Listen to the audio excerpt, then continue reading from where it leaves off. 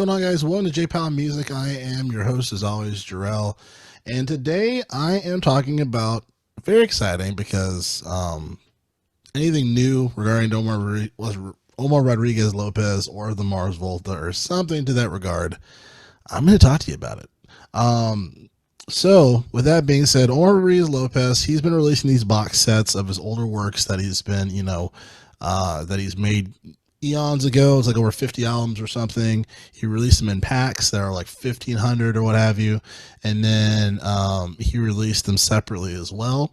But within these 57 LPs, okay, there's actually an unreleased album. And he actually released it separately, which is really interesting. So I want to talk about a little bit of the news around that, and then my thoughts on the album, because I actually was able to listen to it yesterday.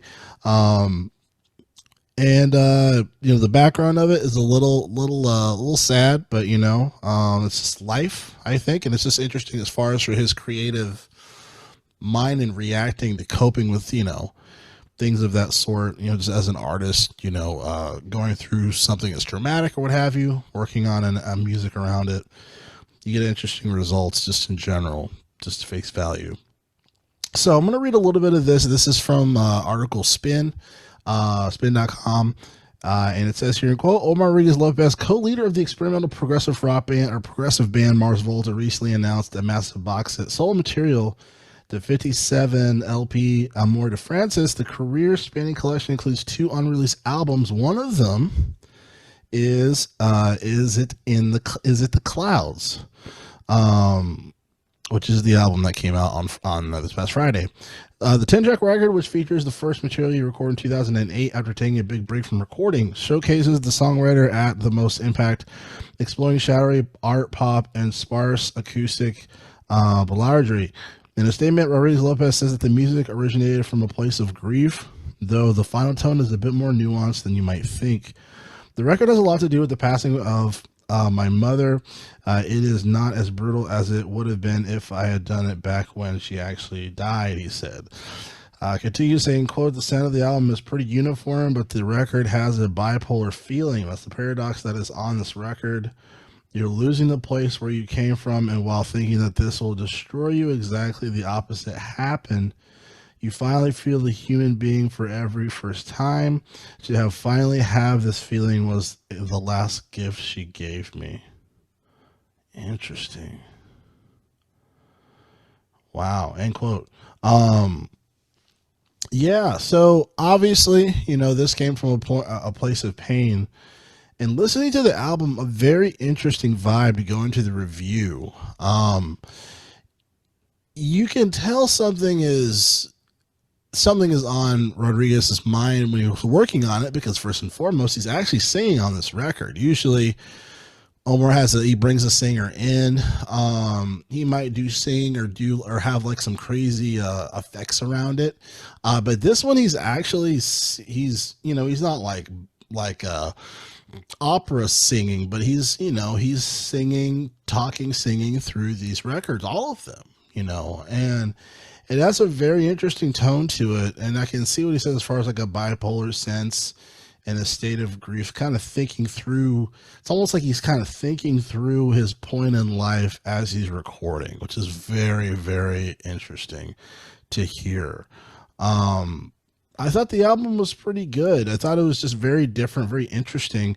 A lot of acoustic type tracks, which all of his acoustic stuff is fire. It's really good. He's a great player, but I really enjoy his acoustic stuff a lot. I have a video actually from the last Mars Volta album, the acoustic version. I talked about that. Check that out. But just to give us a few of one of my favorites on here, I have 2 that are actually they're very good songs. Just in general, Your Own Worst Enemy, and then Which Came First, which is like 7 and 8. But yeah, it's an interesting album. I think it's neat that he released it. It's hard, right? It's difficult because when it comes to something so personal and expressing something where the foundation is so personal, releasing it into the world, very risky thing, because people won't understand that. They just kind of take it for what it is. It's like putting your heart into a Netflix 12 season special that you wrote for hours on end, hundreds of hours working on it, and then someone binge watches it on a Saturday and says, "Cool, when's the next season coming?" You know, there's a disconnect as far as for how much input is put in and then the output result. So I think it is courageous of him to even just put this out, because I think a lot of artists, they wouldn't, and in theory he didn't for a very long time. Probably also shows that he's in a better state of mind, gone but not forgotten type of mind state, when it comes to something like that. So, yeah, I just find it to be a very courageous thing. Even when I'm releasing, if I release a certain song that is based off of a sad notion, it's a difficult thing because, when you give it to the world, then it's up for interpretation, or just it's up for people's opinions and things of that nature. And it's one of those weird gambles, but I'm glad that I heard this, and I thought it was a good piece of work. And obviously I commend Omar for just, if I feel like he did it in an expression of like, hey, like this, like how his mind works and how he perceives things and creates, and that, he got that from his mom. I just think it is very much obviously a tribute type of, album, but, very nice to, it was very nice to hear, a project that I didn't hear before from him. So I'll just say that. I'll say that. Of course, we are waiting on the documentary, that being available to watch. Hopefully we will hear from that soon. We will see. But until then, ladies and gentlemen, J Power Music, thanks again for watching, and I'll catch you guys next video. Thanks a lot.